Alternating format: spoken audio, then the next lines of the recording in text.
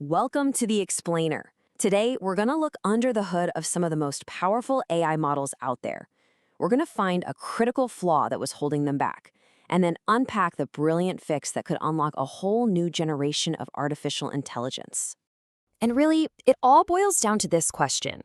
You see, as we try to build bigger and more powerful AI, we need to move a ton of information through them.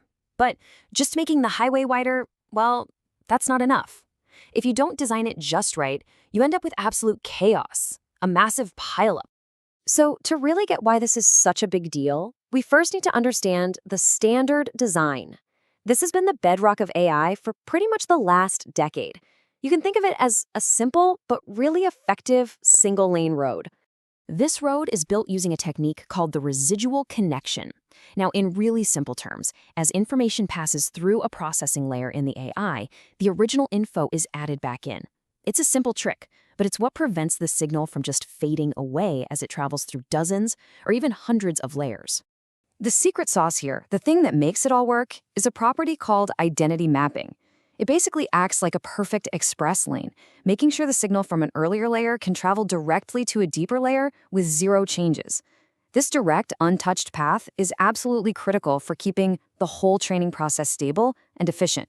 Okay, but a single lane write, no matter how efficient it is, it's got limits. So researchers developed this really ambitious upgrade called Hyper-Connections, or HC. The goal? To build a much wider, multi-lane superhighway for all that AI information. So instead of just one lane, Hyper-Connections creates multiple parallel streams.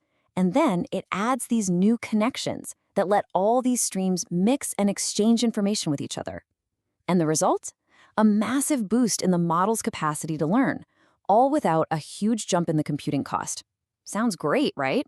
Well, here's the fatal flaw. These new connections, in their big ambition to mix everything together, were completely unconstrained. They broke that perfect, stable identity mapping property we just talked about. In our analogy, it's like they built a 10-lane superhighway, but totally forgot to paint any lines or put up any speed limits. Total anarchy. And without those rules of the road, the signal traveling through the network just went haywire. I mean, ideally, the signal's strength or its gain should be perfectly preserved, right, at a value of 1. But in this unconstrained hyperconnection model, that signal could get amplified to an astronomical degree. Just how bad did it get? Well, at its peak, the signal was amplified by a factor of 3,000. Can you imagine that? It's like a whisper at one end of the highway becomes a deafening roar at the other. That's the kind of chaos we're talking about inside the network.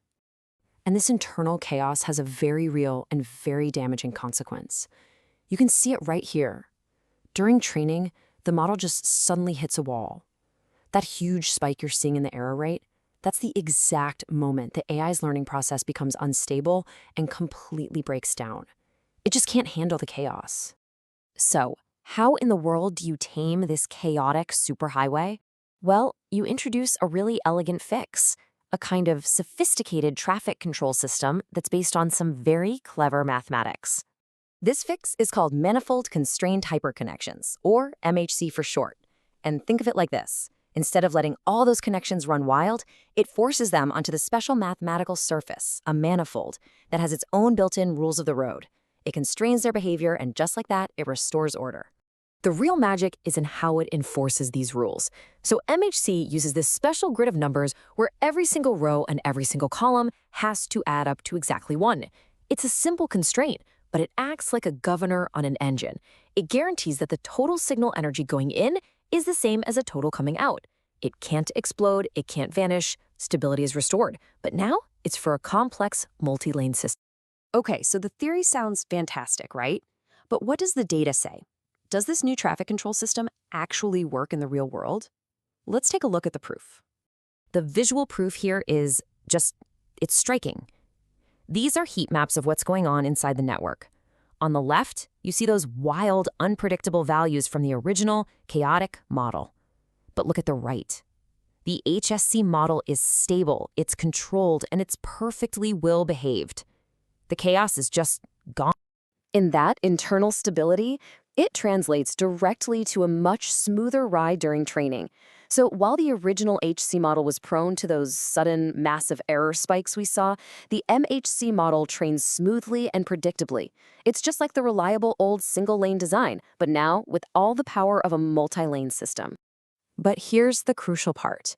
This isn't just about being more stable, it's about being smarter. Take a look at these key benchmarks. mHC doesn't just beat the baseline, it consistently outperforms the original, unstable model, especially on these really complex reasoning tasks. That stability actually unlocked better performance. And get this, here's the really brilliant part. You might think adding this sophisticated control system would slow everything down, right? But thanks to some very clever software optimizations, it only adds a tiny 6.7% to the training time. All that stability and performance for a negligible cost. I mean, that's a huge win. So, what does all this mean for the road ahead? Well, this elegant fix is more than just a simple patch. It really represents a whole new design principle for the AI models of the future. And as the researchers themselves put it, they hope this work gets the whole community excited again about designing the high-level structure of these models, opening up entirely new pathways for building more powerful and more robust AI. Which leaves us with a final, really exciting thought.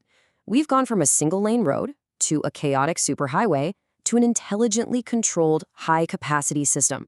So now that we have a blueprint for building these much more stable foundations, just how much higher can we build?